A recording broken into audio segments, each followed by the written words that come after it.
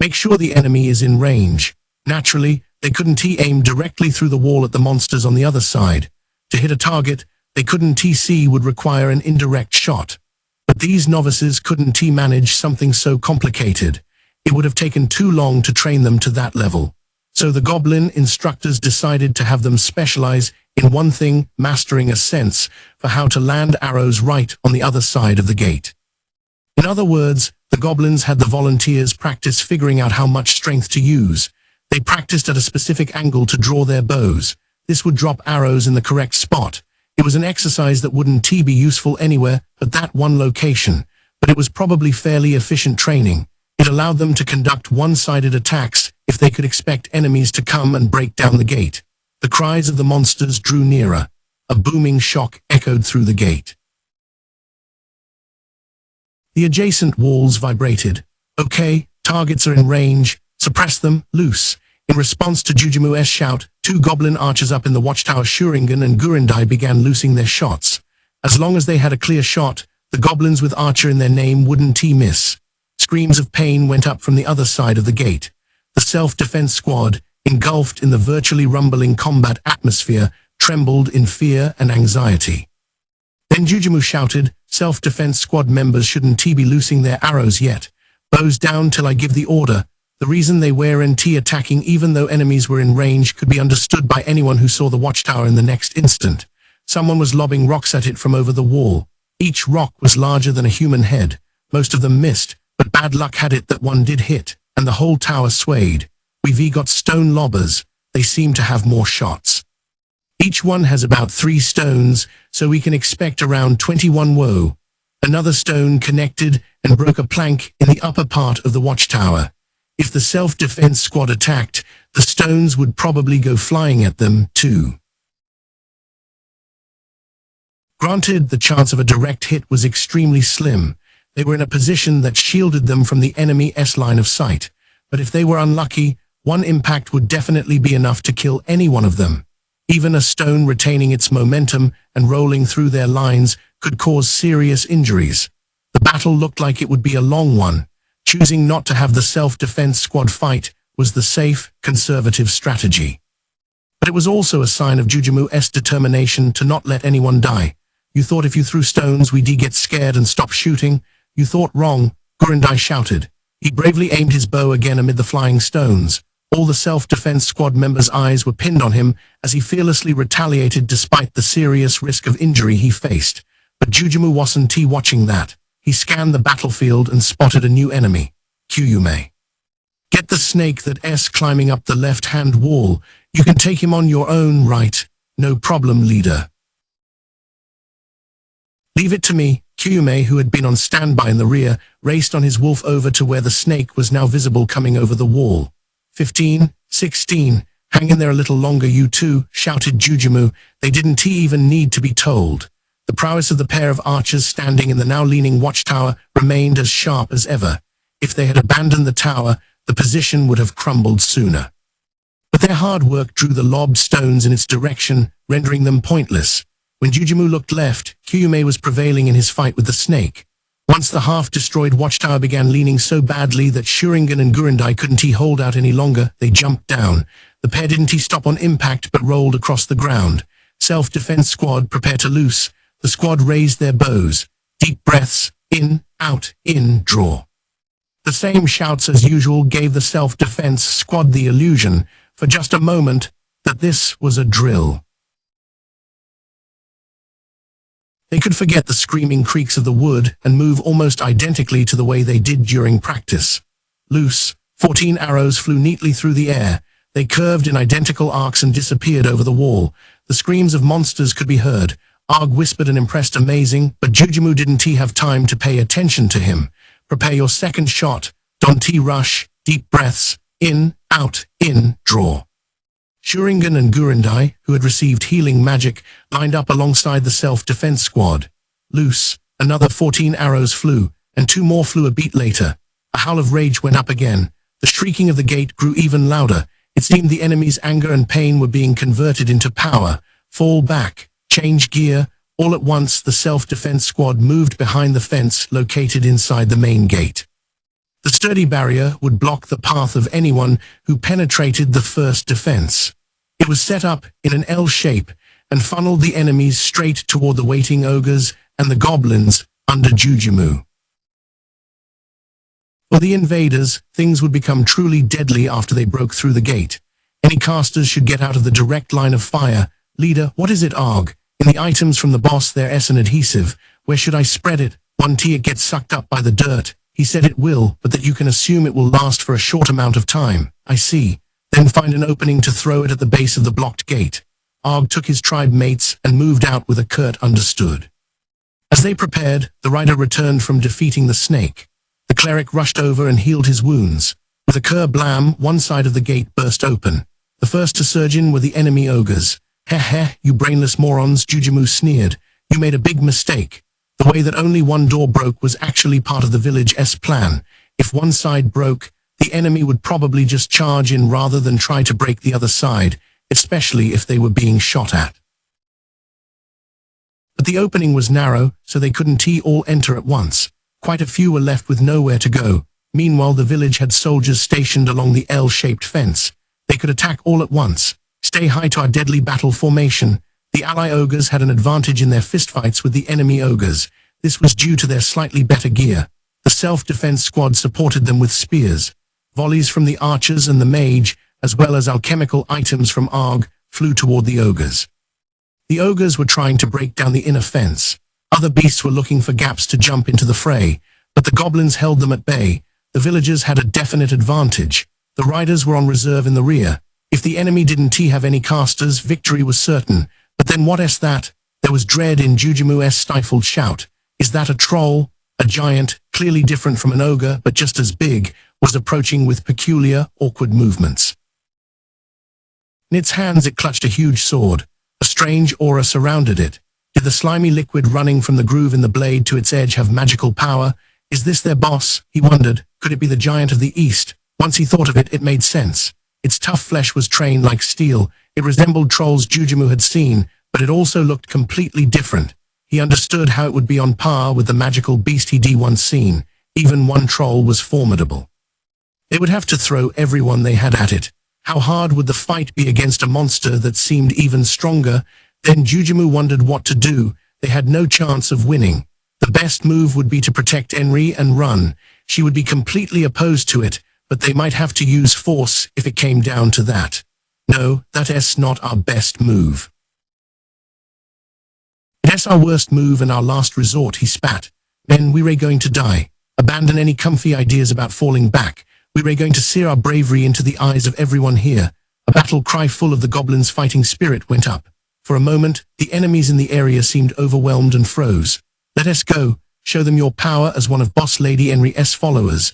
Enri breathed a sigh of relief. She and Enfira had been around the village once, but found no one. Just then she could make out the sound of something breaking from the direction of the main gate. Then she heard a chorus of screams and a heavy bass sound that made her guts vibrate.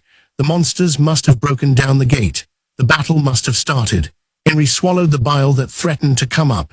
A bitter taste spread from her throat through her mouth, but she ignored it and looked at Enfira. NFI, we should be at the gate too. I understand, but Don T, you think it would be better for you to go reassure the people in the meeting hall. His words contained the nuance, so you want to be in the way. Enri had trained with a bow, but at this point the gate was broken down. They should have already transitioned to fighting with spears. Even if she went now, there wasn't much she could do. I can do that. I was chosen as headwoman because I can command the goblins, because I am powerful. It is probably the right move to withdraw, but at least this time, I just can she had to show them at least once that she could fight out in front. Perhaps acknowledging the strength in her eyes, Enfira parted his bangs to reveal a serious expression and agreed. Yeah, you're right, got it. I'll protect you. At the sight of the brave, earnest look on his face, not at all characteristic of her longtime friend, Enri felt her heart do something unfamiliar. What is it, Enri? I may not be as magnificent as Sir Gown, but I want to die before you. Don T say die. Oh, sorry, recognizing his usual inability to come up with something to say, Enri smiled. Let us go, NFI.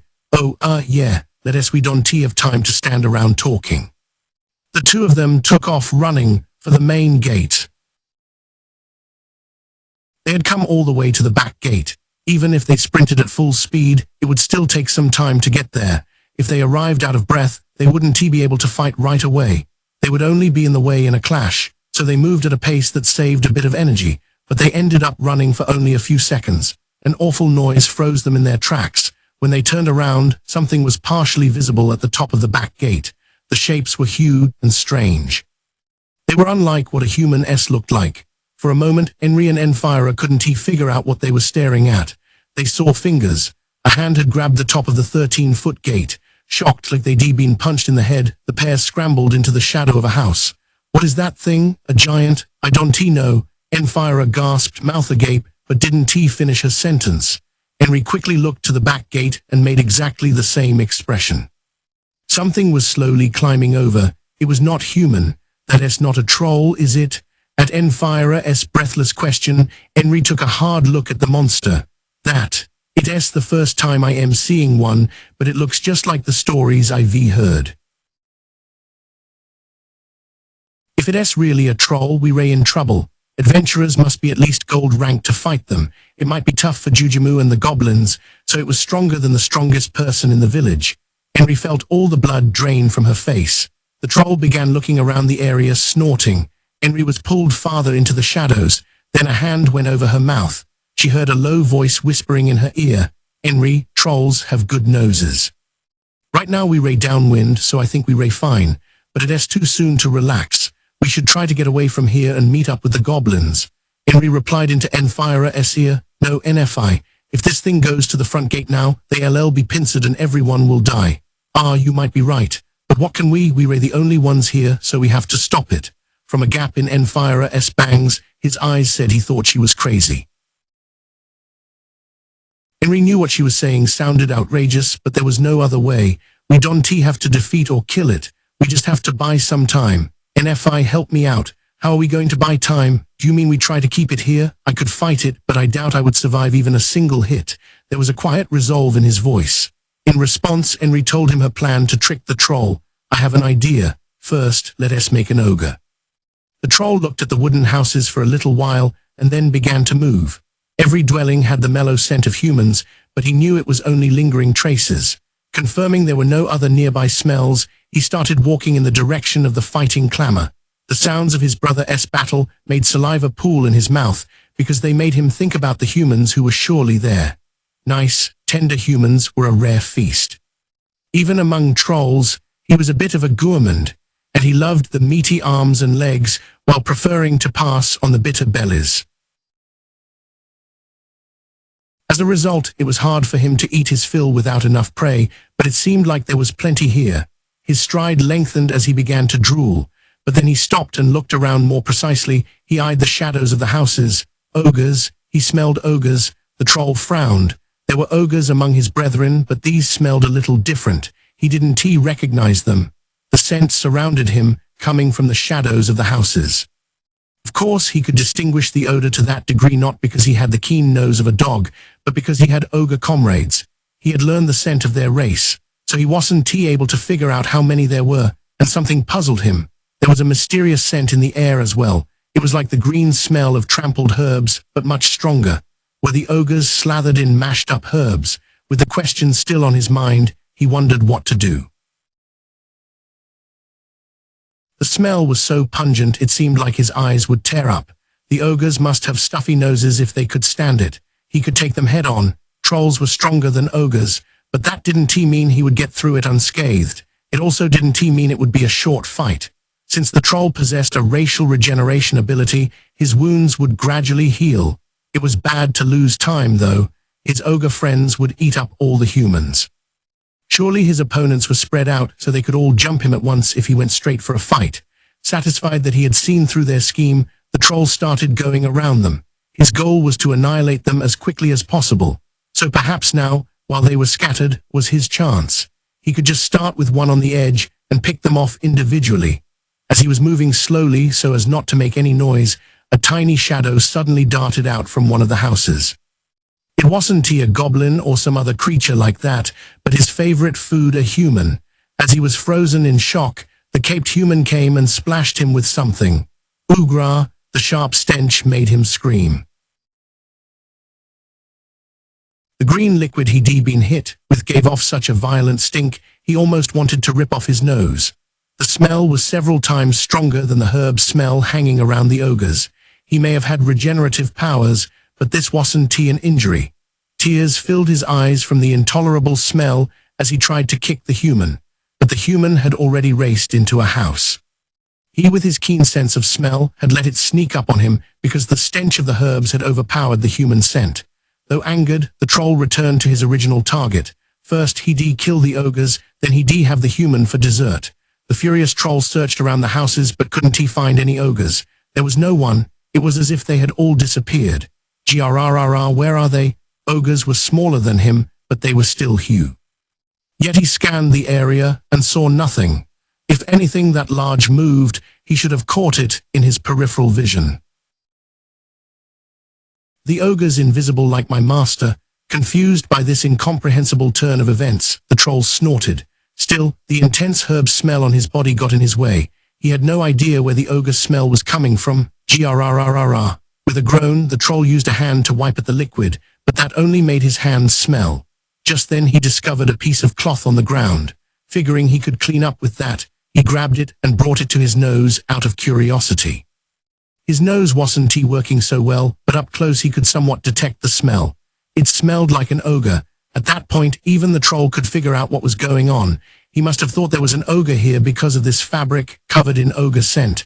That couldn't be a coincidence. Human, the troll roared and scanned the area. No humans to be found, so it had to be in the house still. Clenching his fist with rage, he smashed it into the building.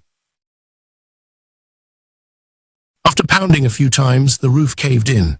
The troll thought, I am going to tear it to pieces, as he chased the human that flew out of the house in a panic.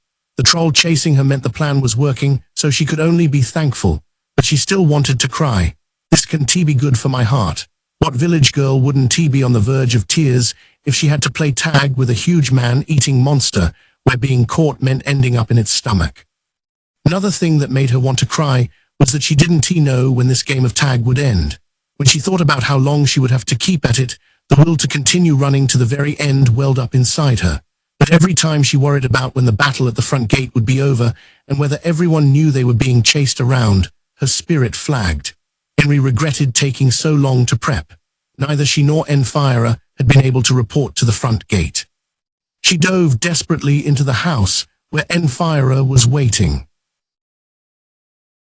Then her friend, wearing a matching hooded cape, ran out the back door. As she waited with bated breath to see if their opponent would get caught in a trap, the troll chased after Enfira without seeming to realize he was a different person. Panting, Henry happily clasped her hands together. There was a clear gap between Troll's stamina, stride, and strength, and humans. This meant a single person being chased would definitely get caught. Her idea was to even up the battle of attrition by trading places and taking turns resting without their opponent realizing. One objective was to buy time. They also didn't want to let the troll reach the meeting hall where all the villagers were gathered. The issue was how to make it seem like there was only one person. How did trolls tell humans apart? If a troll spent a lot of time observing humans, surely they would learn to discern some differences. But what if that wasn't the case? She relied on disguising their appearances, focusing especially on their clothes. That's why they both wore the same rain cape. Then they used herb juice to neutralize the troll's sensitive nose. Henry had set 2 traps for the monster's sense of smell. First, she stopped the troll with the lingering odor of the ogres. Then, she covered up their human scent with the herbs. Having finally caught her breath, she began moving stealthily toward the next house. Once she entered the dark interior, she quietly checked on the situation outside. As the heavy thudding approached, Enfira, looking frantic, dove into the house.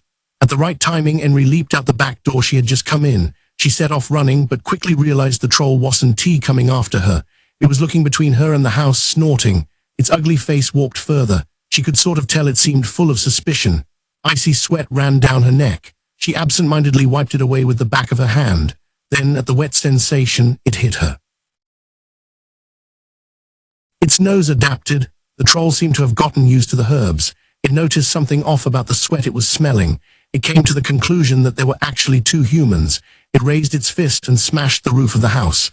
Enfira came tumbling out, but he stopped. He didn't he seem like he was going to run. Henry, you escape. I'll buy you time, you idiot. We should go together. It'll definitely catch up to us. Using a house as a shield 1T matter.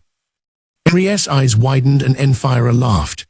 I am the stronger one, so if I act as the bait, we have a better chance of surviving. He cast a spell, and a glow enveloped his body. What he said made sense, so Henry was at a loss for words. Enfira seemed to laugh. Let me protect the lady I love. Enfira turned to the savagely grimacing monster and pointed at himself with a thumb. If you want to play, then play with me. See moan, acid arrow. A green arrow flew at the troll, after he shouted some uncharacteristic taunts.